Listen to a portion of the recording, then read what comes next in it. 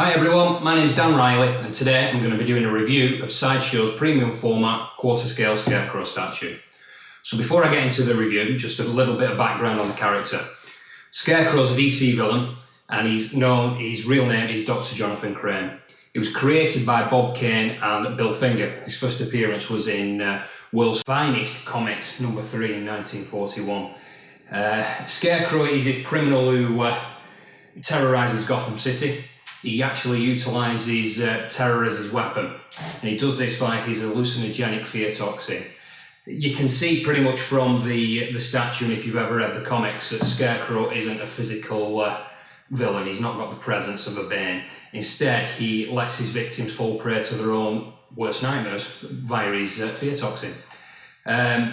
Scarecrow, he doesn't desire any power, he doesn't desire wealth, he doesn't want money. Basically, what he desires is to hone his craft. He wants to be the master of fear itself. And that's what makes him, in my opinion, a very frightening character. Because if he doesn't want power and wealth, the only thing he wants is just absolute destruction.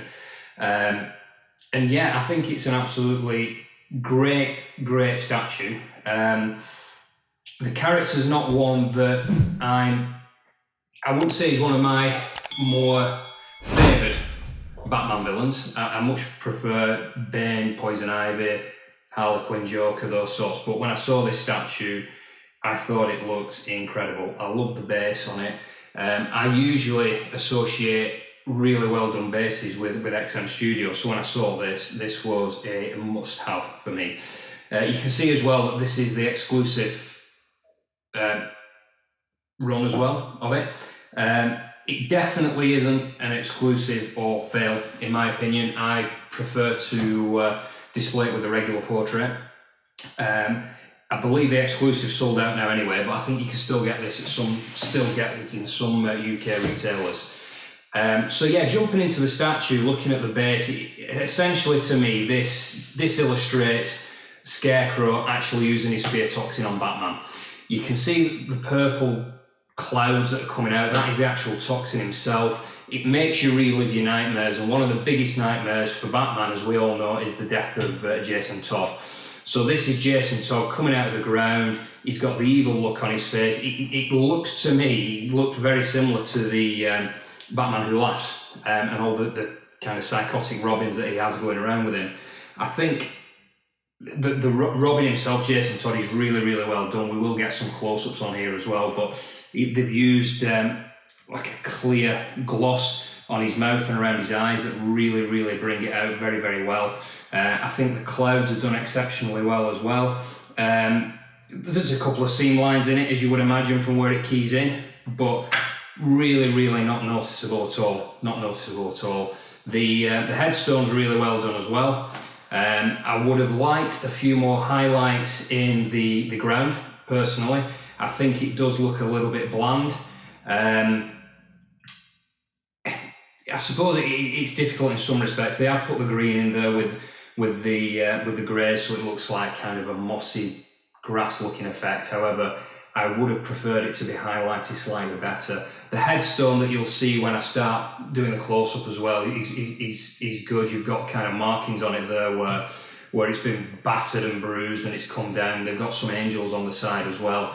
Again, it would have been nice just to have a little bit of highlights on these. It has got a texture of green in it, but I just think just some sort of highlight to really bring out the angels on it.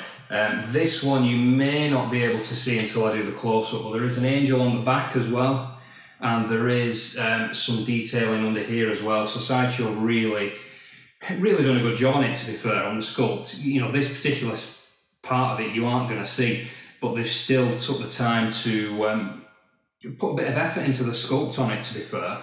Now, it is an incredibly wide piece, especially with the fear toxin on it as well. Generally, you'll be displaying it face on, like that. So it does take up quite a bit of depth. It's definitely worth it, in my opinion. The texture on his trousers looks incredible, and the patches, they've done a really good job on the patches. Again, you'll see it in the close-ups, but there's a nice shade of kind of like a browny rust colour in there, which you kind of get. Always associates me with, I don't know, like an old farmer's outfit or something like that. The scythe as well, which I think is what you call this, it has got a nice colour into it as well. It's got bits of kind of silver in it around the edges, and it's got a real rust looking effect. I know a lot of people, when they first saw this, you know, people love it now, but they did think he looked pretty skinny, and he does. His arms remind me of Christian Bale in The Mechanic, where his skin's literally just falling off his bones. But to me, I really do think that this is how you see him when the fear toxins kicked in. I don't think this is probably how he normally looks. I would imagine he looks like an ordinary person when you've not been infected with a fear toxin. But I think this just shows, like, with the hand that's curled over like a claw, it just strikes me as something that you would see in a nightmare, something that reminds you from being a kid and watching some horror movie that your dad let you watch when you shouldn't have been watching it, and you have nightmares. That's how I see this. So you've been infected, and this is what you see. So for that, I think it's great. And, you know, one of my concerns before I got it was how would it look with the rest of my collection, because it does look more comic-y based. I think it fits in really well because of what I just said. You know, it's how you see him after you've been infected by it. So I think it goes in really well with the rest of my collection, and I'm sure it'd fit in great with any of the DC pieces you've already got. The head sculpt is brilliant. I love the head sculpt. Again, there's kind of like a clear glossy effect on his eyes and around his teeth, which you'll see more on the close-ups. This is the regular head, which I really like because it's got the kind of the straw hair on it, which I think is brilliant because that's what you associate with a Scarecrow. The hat is really well done, but I do have one nitpick, and that is you have to display this high up. You can probably gather from where the camera's positioned now looking at it, you can't see his face if it's on a lower level or even a mid-level. He's crouching forward, his hat is coming forward, and it's covering his face. I have him displayed on the top shelf, and he looks brilliant because he's coming forward and he's looking down. I did originally have him lower down and you couldn't see his face, and it was a waste because the head sculpt is so good, you really, really do want to be seeing it. This is the exclusive head sculpt. Again, really, really nice sculpt. It reminds me of a pumpkin. This inside almost looks like like it's lit up, but it's not, it's just paint. Again, it looks great. Before I actually got this, my intention was to display it with this head sculpt. However, I just so much more prefer the regular. So that's it with the exclusive head sculpt, and this is the regular. Again, fully sculpted. These new spits here and on his belt are like a plastic material. I do know that I've seen on some of the groups that some people have broke them. They are pretty delicate, so you need to be careful. This as well is pretty delicate, so you need to be careful with this as well. On the whole, I'm absolutely made up with this statue. I think it's great. I pre-ordered it. I didn't know if it would fit in with the collection. It actually fits in really, really well. I personally think this is one of the best statues in the DC line that Sideshow have done so far. I think it looks incredible. I think they really took the time on the base. The base actually means something, which is good. There's nothing worse than having a big base that's just a bit crap. So yeah, love this. We'll do some close-ups so you can see it up close in all its glory.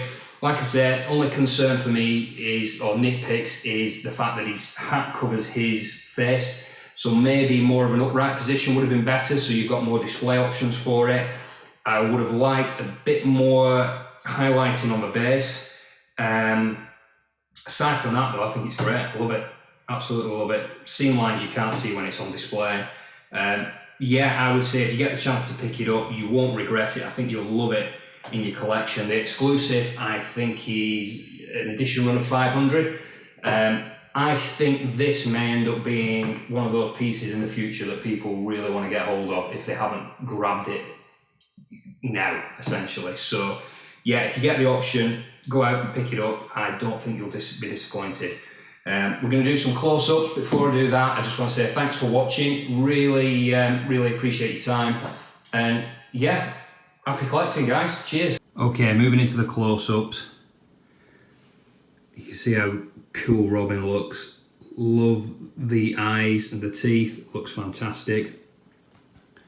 The headstone again, really well done. Actually, under this light, I did say it could do with some more highlights. It actually looks pretty damn good with the greens on it. Just shows what a bit of good light can do. Here's the fear toxins. See the seam line there, which isn't an issue. You ain't never going to see that. And again, another one there. This is the back of the base. You can see the detail.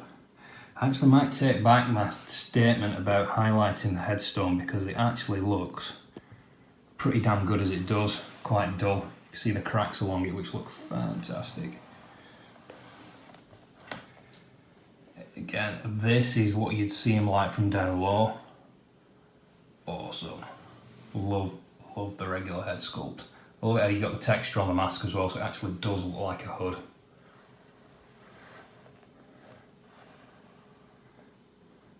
That's the detail on the patches. See if you can see, yeah, like the rust colour on the scythe, which looks great. Do a swap out.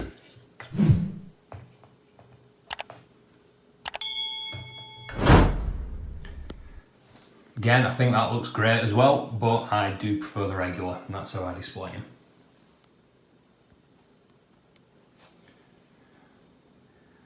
And that's it. Thanks again, guys. Take care.